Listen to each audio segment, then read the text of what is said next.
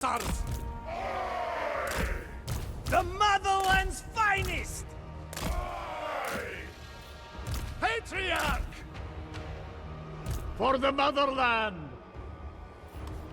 Follow the bear!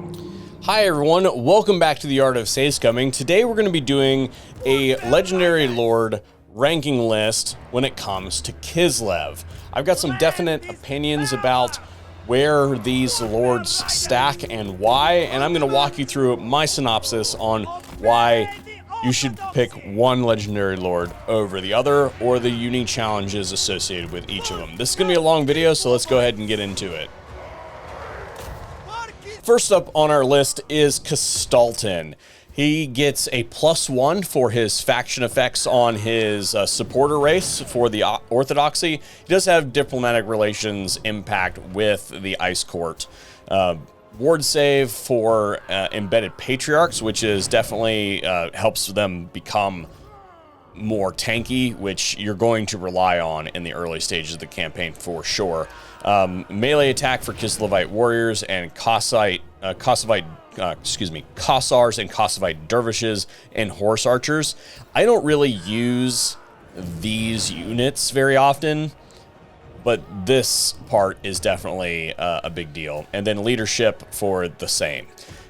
His individual effects, he has supporters +2 per turn for the Orthodoxy, wound recovery time, and passive ability rage. Let's go ahead and hop into his campaign and see what his individual stuff looks like on the campaign map and why he was placed where he was placed. Kostaltyn starts on the western side of the Troll Country, and he has 2 ports, which are good for Kislev, but they're also bad, which we'll get to here in a moment. He starts with Castle Alexandrinov, which will ultimately end up being a 4-settlement province. Kislev is really productive for their 4-settlement provinces, and he also starts with the Eringrad location, which is a special settlement that has access to some very interesting stuff. All of the settlements that are single settlement provinces, Eringrad, Prague, and Kislev over here, are key to your campaign. There's some pretty awesome stuff in here though that you should be aware of. There it is, the Adamant Estate. These are unique to these 3 cities, and it helps you boost the capacity for your Adamans to get trained up. So this is definitely something that you should consider, and you're going to find very quickly that you're going to run out of spaces in these settlements because you're going to want to build these quickly. You're going to need to build this one for growth, that one for growth, and then also you're going to want where did it go? That one for construction. So you're already out of space when you've got a port, and you've got this, which helps train up Adamans and gives you money, as well as money for your markets, which you're going to want. And then 3 landmarks. You're going to want all 3 of them.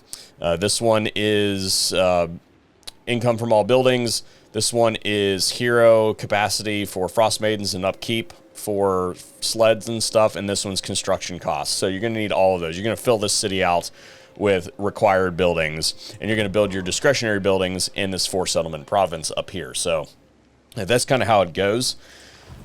The problem with Kostaltyn's campaign really hinges on his location. He is very close to a lot of dangerous enemies, and that's kind of the status quo for all of Kislev. But the boon here is that he is very close to Throth and can take him out very quickly if you move quickly. You can catch him here, basically, and wipe him out. Getting into his main settlement of Hell Pit to take him down permanently, that's the strategy that you should go for, and then double back for Azazel over here. The problem is that you've got 2 ports that face into all of Norska, and these settlements can both be attacked by landing and then immediately attacking. And that's likely going to get worse with Tides of Torment, because we know that there's some kind of mechanic for Norska being able to attack from the water. So we haven't seen that yet, don't know what it looks like, but I'm assuming it's going to make these harder to defend.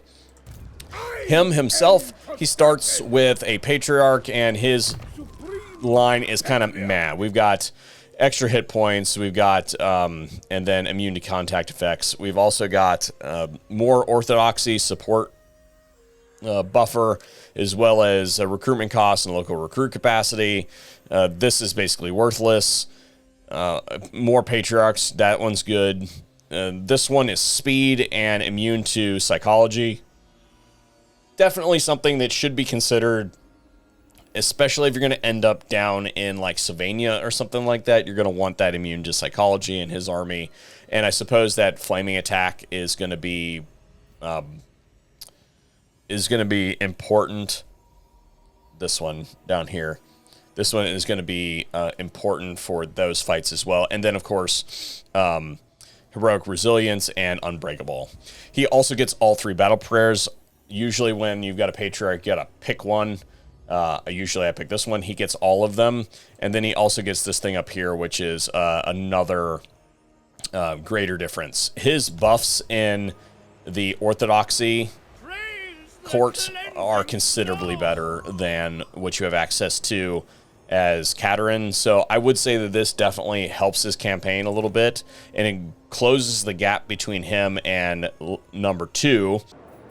Horse archers! Light war sled! Horse raider! Supreme Patriarch Kostaltyn! Wolfstaff Kislevites! Comrades of the Bear! Hussars! Supreme Patriarch Kostaltyn! On the march! Wolfstaff Kislevites! Splendid! Supreme Patriarch Kostaltyn! Taking position! Comrades of the Bear!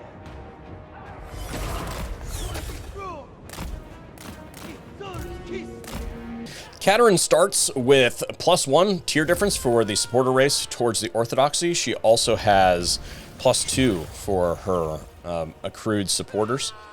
Does have that comparable difference for her relations with Orthodoxy. She does have an increased research rate and recruit rank for Frostmaidens, as well as decreased training costs for those Ice Court agents, and Winds of Magic Power Reserve +20, which is a big deal.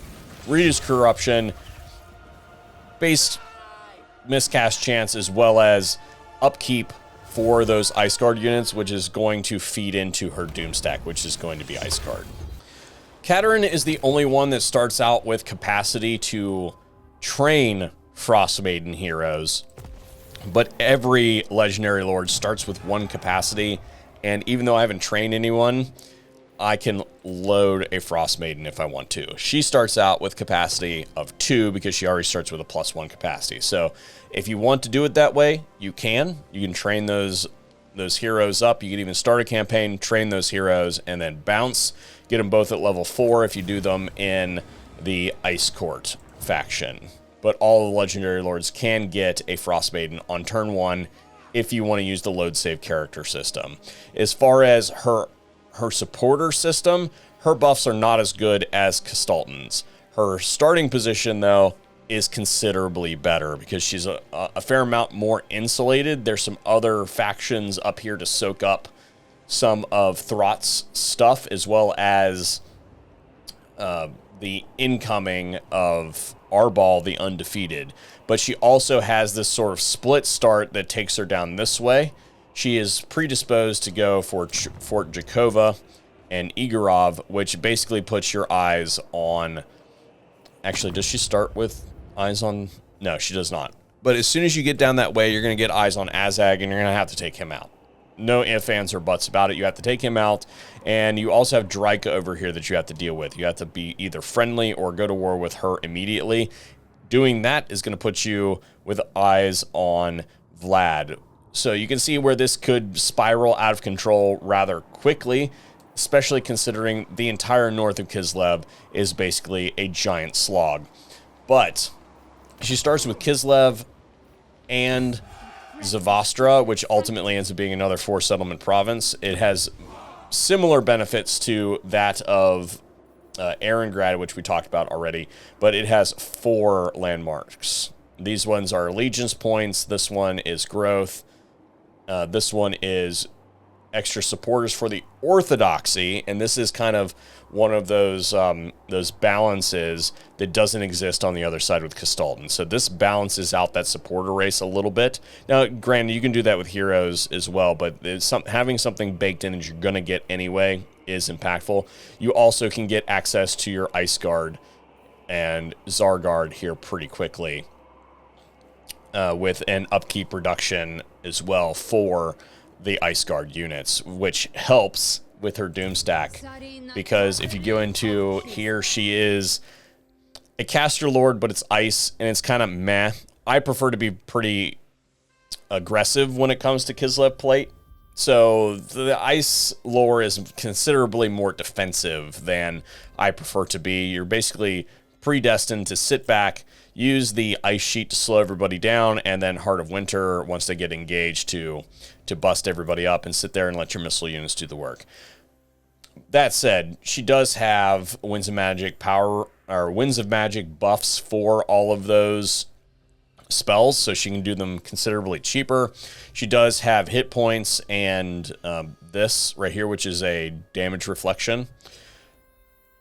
Here is one of those things that definitely helps your Ice Guard Doom stack.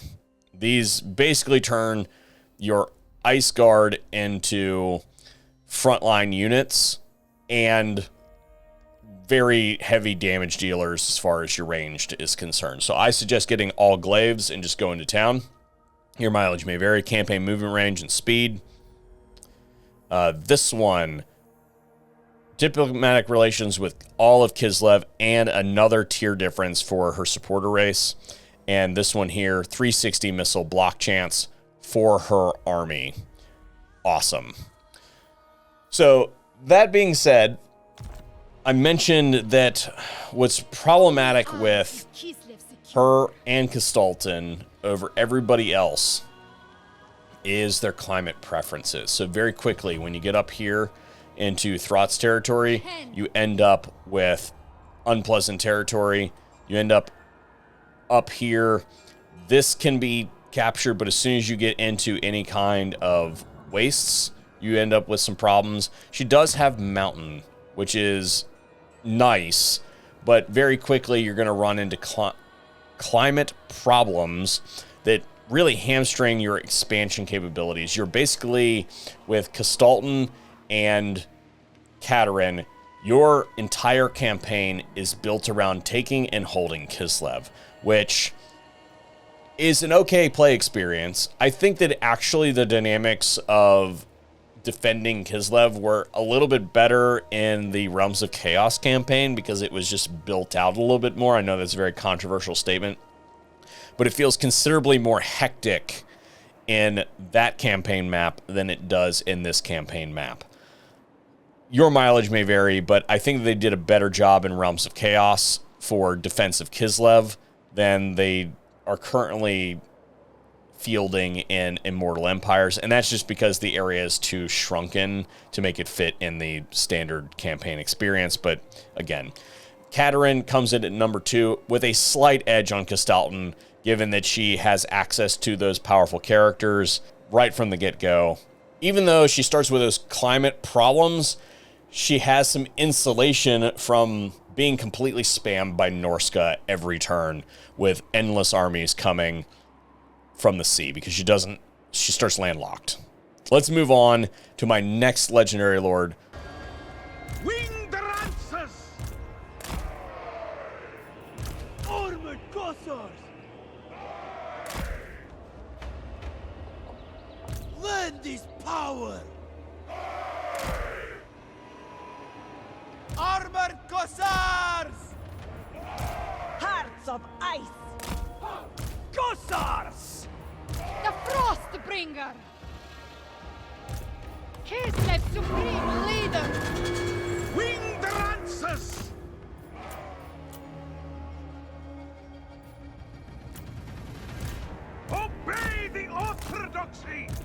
Repositioning! Absolute power! Kislev, moving!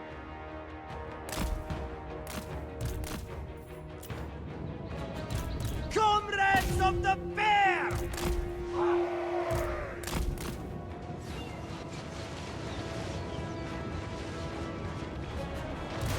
For the motherland!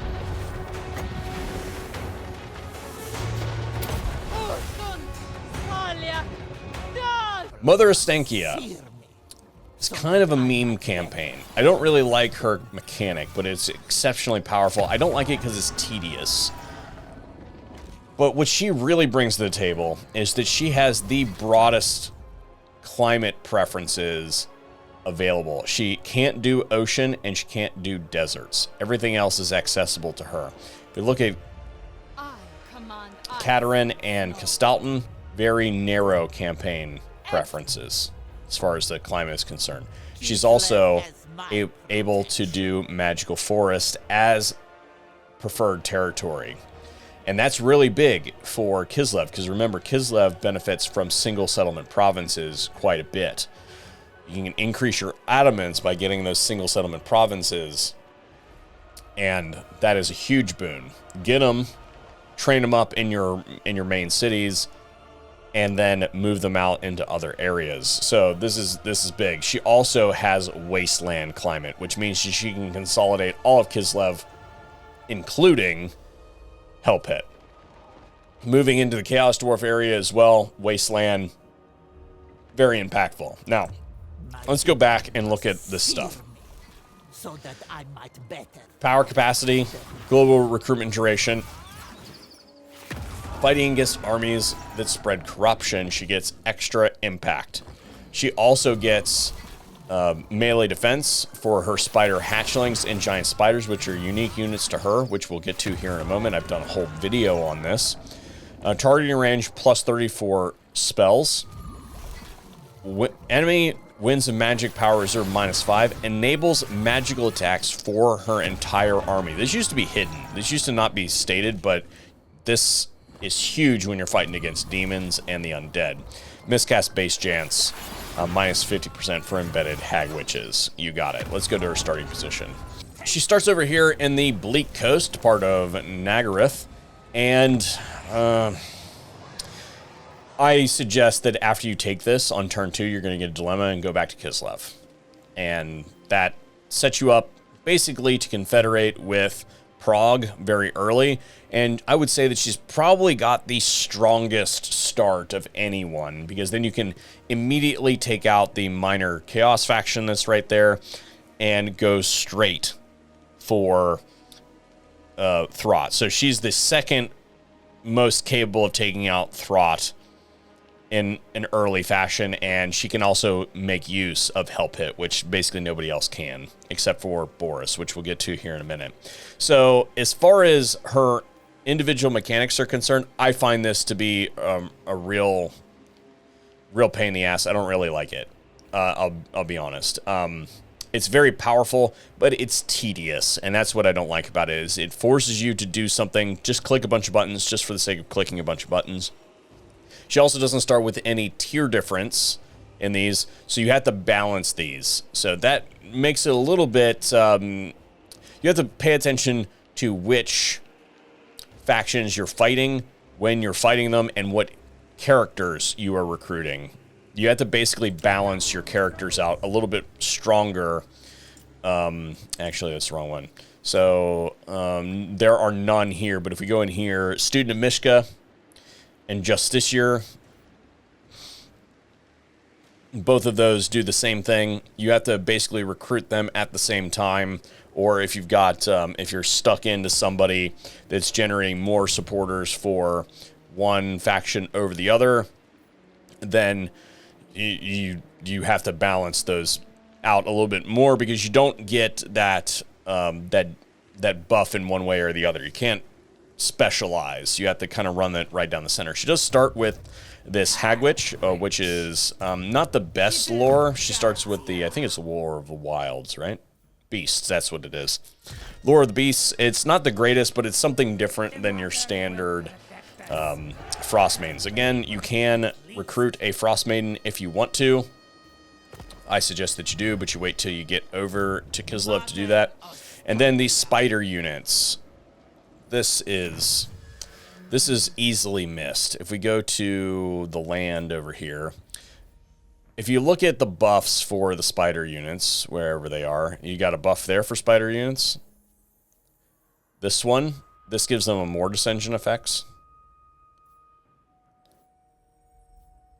And there's something else in here. I forget where it's at, but they basically become fast chaos warriors. So you should not sleep on your spider units. These are big deal. Turn these into your front line. I missed this the first time I did the campaign. Very, very impactful. Just about everything else you can leave when it comes to her special units, like the cave bats and stuff like that. Spider hatchlings and giant spiders are where it's at. You need those. As far as her skill line, it's very different because she has this spellcasting line that is Lore of Hags, and she also has like this Spirit Bear ability, wins a magic cost for hex spells, and then Spirit Essence, unlocks more Hag Witches, ambush success chance, and a slight heal buff. I don't really get this one as much as I get some of the other things that are in there. This is not a very impactful heal spell, but speeding up the rate at which you can spam it is helpful. And then Spirit Bear lingering damage. Causes fear when fighting against humans, which is, again, weird. I don't know. Anyway, that's her individual line. The buffs for her really come from, even though I don't like it, the Witch's Hut, extremely powerful. These fast Chaos Warrior type units, very impactful. And then the climate preferences allow her to boost her economy at a rate that the other Legendary Lords just can't get, except for Boris.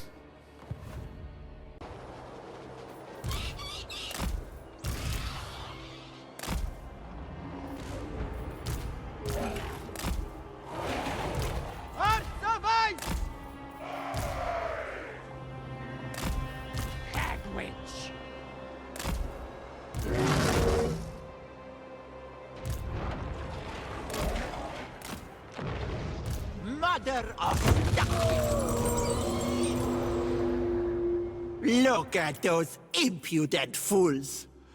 They think themselves strong. Aye. But what is their strength to the leeching cold, the dark shadows, the vile woods? They will learn, won't they?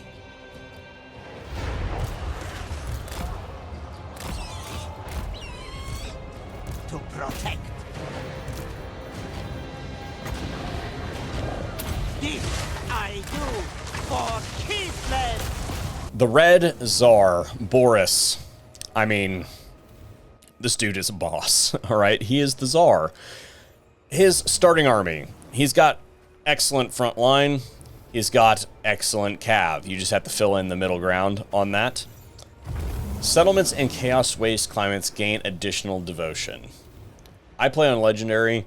I have never used the devotion buffs for the settlements. It's just not a thing that, I mean, maybe once I've gotten to pull one off. That's it. Diplomatic relations with the Ice Court.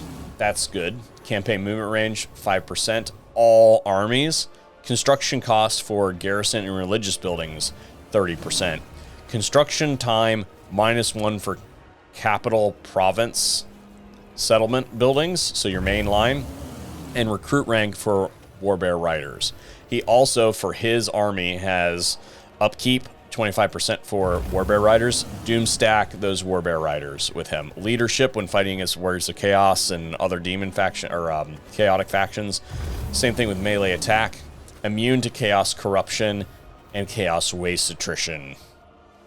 His army. Big deal. Also, if you look at these climate preferences, while he doesn't while he shares similar stuff to Ostankya, he does not have the magical forest, which is the only thing that she's really got over him. But I have to show you what makes him so goddamn powerful. The first thing I'm going to say is that Boris has sort of this hidden boon because he is Kislev. He's going to do a lot of fighting with chaos. And I would say that Ostankya benefits from this first one as well, because she starts right here. She's going to get stuck into some chaos factions really early, but she's also going to take like a little bit of a break to take care of Throt and then on to Azazel, back on track fighting chaos, right? Boris starts in the Chaos Waste, and every single faction that you're going to fight for the first 40 turns is going to be a Chaos faction. So he's going to fill up this bar really quickly. And then the next thing that just absolutely just blows it out of the water is his unique stuff that he's got. So standard. Let's just start with the top line. Growth. No colonization cost faction-wide. So anything that you run into that's a ruin, you colonize it for free. Passive regeneration for elemental bear units, which is, whatever. Construction costs, minus 10% for all buildings. Construction time for garrison and religious buildings. Diplomatic relations for Kislev, but this also gives you that preferential treatment for the orthodoxy.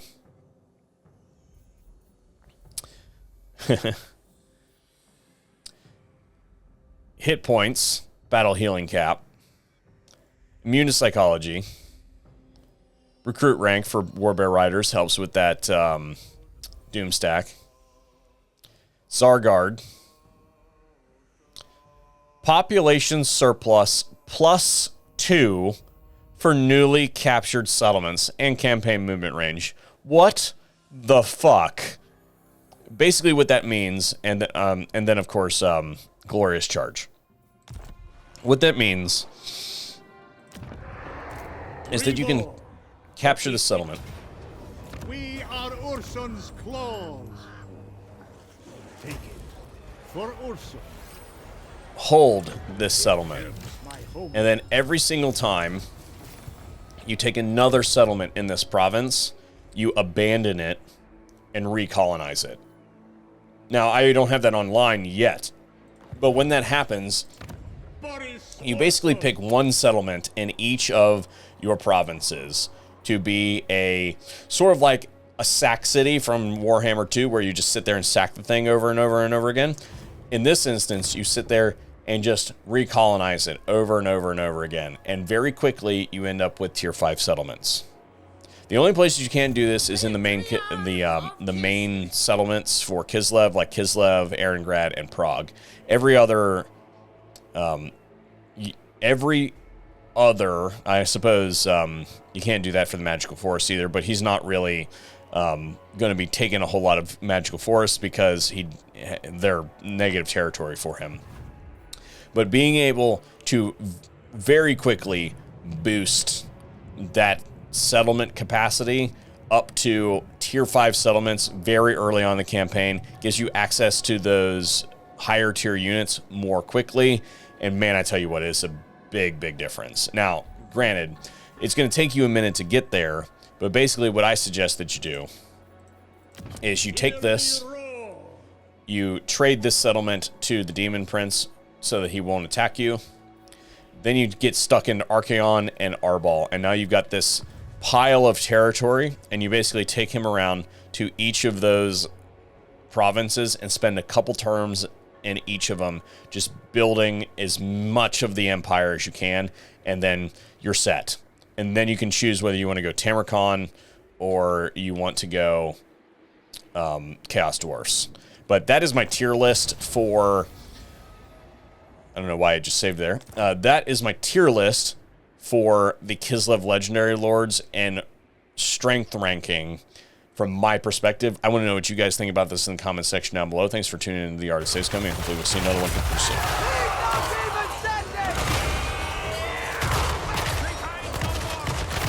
The enemy leaves the shadow! Come Taking point! Ursun command! Land is